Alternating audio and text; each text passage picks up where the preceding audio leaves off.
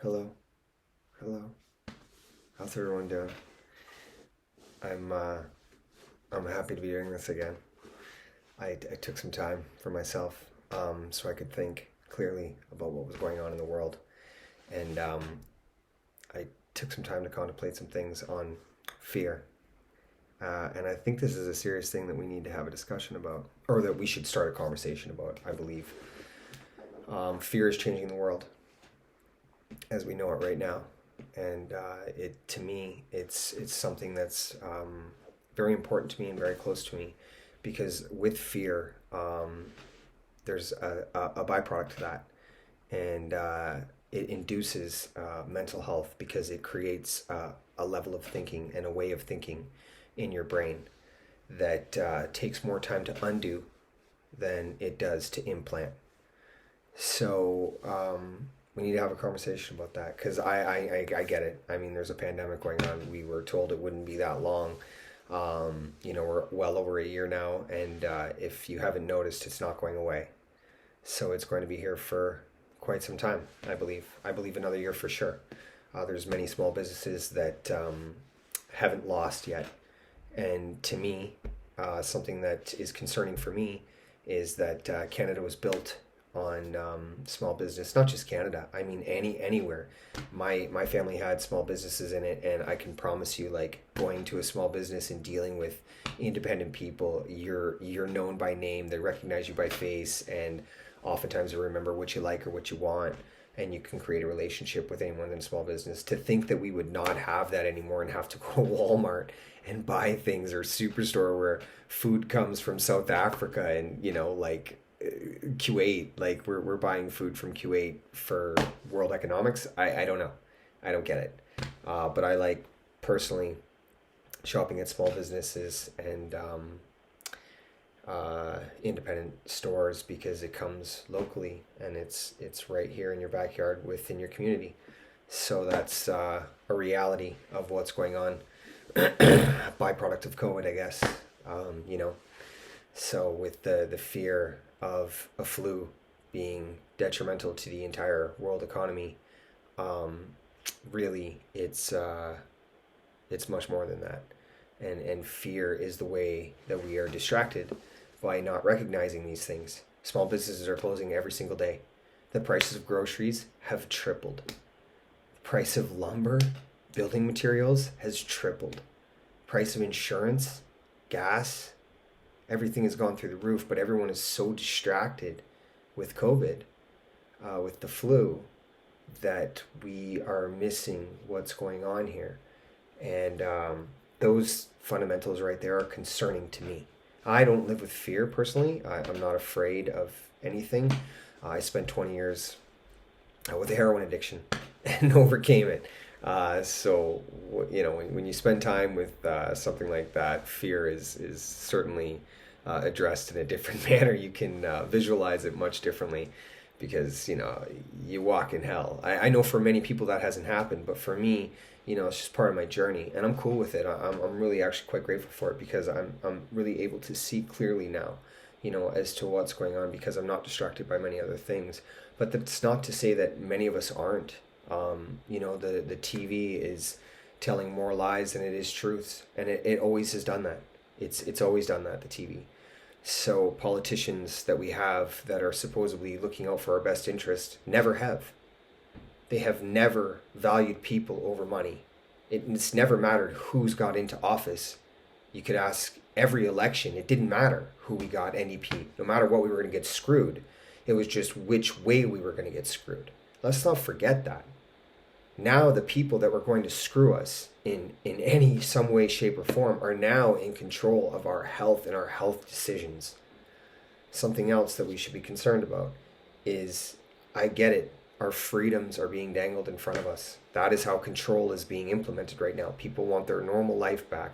They want to go back to the way things were: beaches, restaurants, gatherings, parties, concerts. I'm one of them. I love art. And I miss the artists, and being able to do that and be a part of that. Um, but something that is happening right now in the world is that we're not going to have that normal back. You know, when they put your freedom in front of you like that. One of my friends said to me, "Give me 3 of the heaviest doses of COVID back to back, and let me fly." Like this is like, I thought it was great. I mean, like, because that's where people are at. Like, they don't even care anymore. They're not questioning anything. When freedoms are at hand, they'll do anything to get it back. But the reality of the situation is, the vaccine is a 63% probability rate, the same as the flu shot. They're talking about doing it every single year. This is public knowledge. You're not only, what started out as one shot is now two, because the first one doesn't really work. But if we really follow it back, Moderna and Pfizer really fund many of the politicians' campaigns. Like, they're major corporations. And if this thing was about for the people, they wouldn't have charged money for the flu shot, but they did. And people are rushing towards it to take it, and no one is questioning what they're putting in their body. The very people that screwed us for a century are now in control of what they're putting into our body, and we don't question it, because everybody wants freedoms and normalcy back. I can appreciate that. Like, I can appreciate not having your freedom. I've been to prison. I know what that's like. Many people I am been around. I talk to everybody. I'm out in the world. I don't really, I follow my own sort of set of rules, respectful of other people, but like, I do my own thing. And people feel like they're prisoners. I can't imagine anybody in Ontario. For those who don't know, Ontario and Quebec are in complete lockdowns, like completely locked down. The mental health implications that are arising from this are already atrocious. They were already there was the caseloads were already way too heavy before COVID. Now they're unmanageable, absolutely unmanageable. Like, the only way to really truly treat mental health is with therapy and conversation, one-on-one. Like, it takes time to build trust, to get to the core of things. Time is a big essential part when dealing with mental health, but they're not doing that. They're medicating. So not only are you taking the flu shot, but you're also getting medicated for all the mental health implications of being cooped up at home. I get it. I mean, prison's the same thing. I'm looking at the psychology unfolding of what I saw in prison in the world, and it's one and the same, because we're talking about freedom. So it doesn't really matter if you're in a cage or if you're in your house. If somebody locks the door and tells you to stay inside, and there's nothing you can do about it, it doesn't matter what the location is. It's the same outcome. In prison, heavily medicated. A lot of mental health in there as well, but like, let's just associate. So that's really concerning to me, and it's something that I think that we should be having a conversation about, because this thing's about money. I mean, that's just a reality, and the rules don't apply to everybody. That should be concerning to everyone. If they'll lie to us one time about one thing, the government I'm speaking about, what else will they lie about? We know that they lied before this pandemic. We know that they've lied during the pandemic, using car accident victims, cancer patients, calling it COVID, because the hospitals are funded by the government, so they get more money by more cases. This is public knowledge. This isn't conspiracy theories. This is already out in the world. We know this, but we choose to be distracted from it because of our freedoms, because we want everything just to go back to normal. But what I'm talking about is real. Like, we need to be having these conversations, because this isn't good. And I'm not sure what the people of Canada are going to do, because me, personally, I value people over money. I really do. I don't care about money. I think it's an antiquated system that's only designed for a few. The rest of us perpetuate it. And we are the ones who work for nothing. And more so, you should be looking at this very closely right now, because your life will now consist of groceries, gas, if you can afford it, and I don't know what else. Most people's incomes aren't more than $2,500 to $3,500. Imagine throwing a mortgage on that. If you live in British Columbia, your mortgage is $5,000 a month, period. Like, period. So if you're not making, now double your grocery bill a month, that's another $2,000. Double your gas bill, that's another $1,000, or we'll say $400, maybe $5,000. So we're well up around $8,000 a month, $9,000. That's like not even talking about the rest of life. 9,000 a month in British Columbia. How, like, this is a reality. This is what's happening right now. Prices of groceries in British Columbia are insane. It's absolutely insane, and people are rushing to this idea that everything is going to go back to normal. Well, everything is becoming undone right underneath our nose, you know? Like, tell me the last time they brought taxes down. They don't. When groceries go up, they're not going to come down very quickly. Same with the price of gas. So I really didn't want to come back after 30 days and do a video like this, but I really feel like I need to, because yes, I can respect everyone's decision to do whatever they want to do, and I can sympathize for it. Absolutely. I'm human. I get it. I've lived under the same restraints as everyone else is right now, and I am as well. But certainly I think that we should be looking at this for what it is, and start having conversations about what's real. Because, I mean, I really care about the rest of us. And when the rules don't apply to everybody, you know, politicians don't have to wear masks, they can travel, fly around the country for Christmas and lie about it. We need to talk about that. It's not okay. It's our tax dollars that are doing that. And if we live in British Columbia, it doesn't matter where you live. Taxes are atrocious. And there's zero transparency as to where the money goes. We need to have a conversation about that. Because this isn't working. It's just not working. And what happens when everybody takes the flu shot and we don't get our freedoms back? And all the small businesses lost, and many people lost their jobs, and many people are out of work. Everyone's got the flu shot in them, but nothing's going back to normal. Then what? Let's talk about it now before we talk about it after it happens. Do you know what I mean? Like, I truly think that it's just like an open conversation. It's not my point of view. It's just legitimately, I think that we need to come together and discuss this. Because if you got kids, what's the world going to look like for them? The kids, like the children, with the education system, are completely failing right now. They're not learning at all. And children are the future. So I don't understand how that's acceptable. You know, they're already talking about doing it again next year. So, you know, the anxiety that's being implemented into children that are, you know, 8 years old, 7, 8 years old, they're being medicated right now over this. And no one's talking about that because we all want freedom back. We all want normalcy back. But this is going on.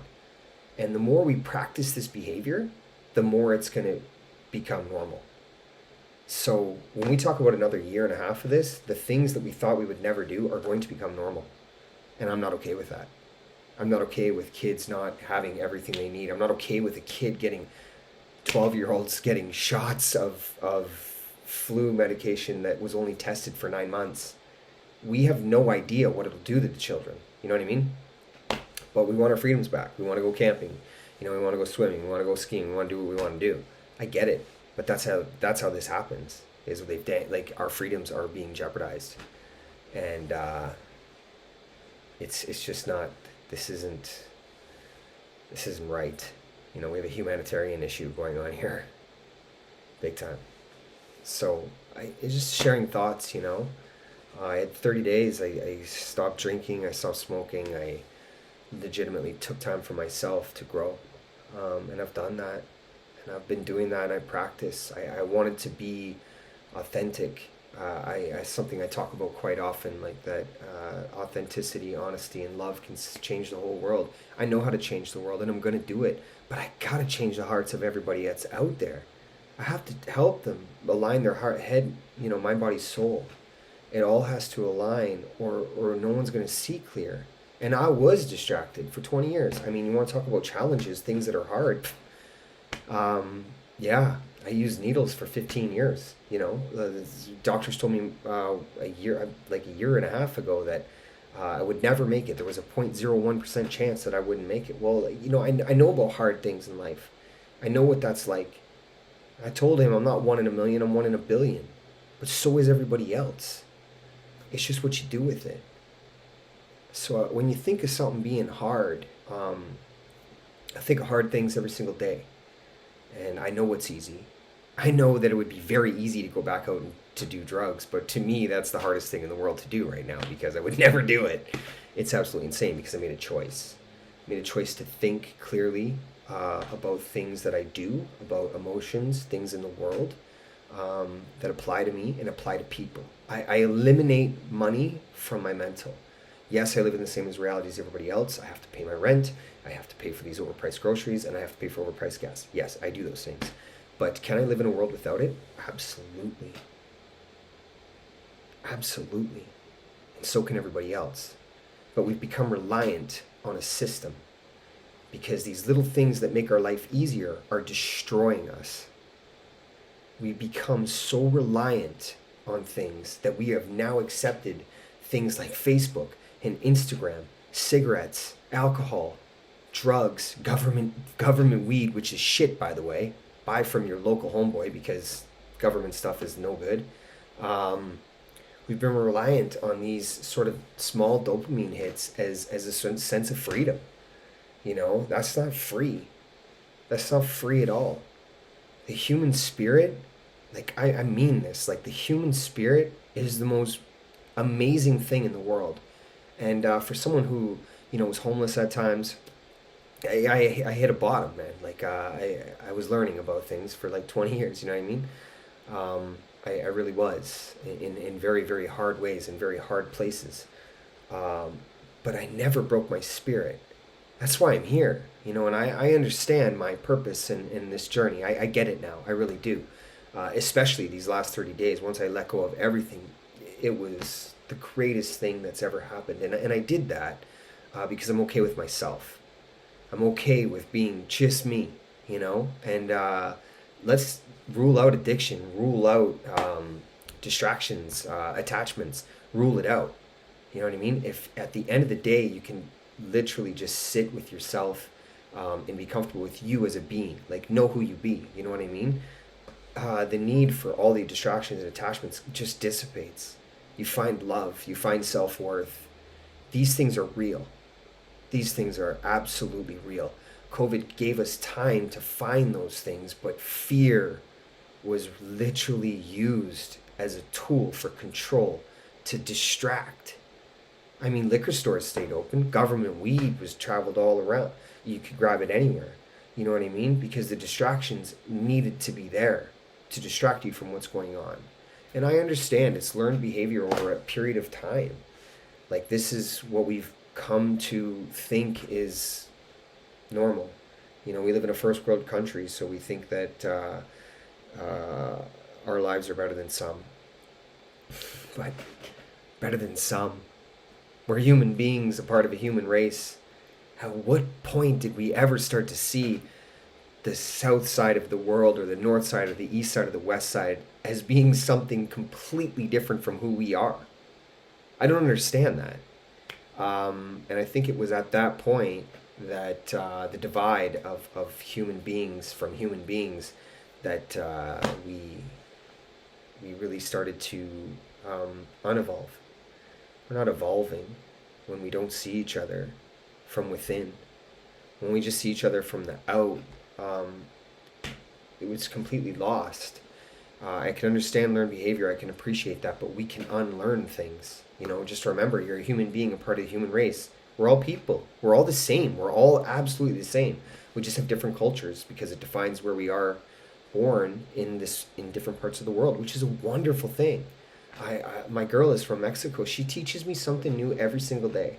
It's a beautiful thing. If you're lonely and you know, if you don't have anyone or something like that, there's many wonderful people from other countries, other parts of the world that you can learn so much from, and they're so great, so beautiful, because they're people as well.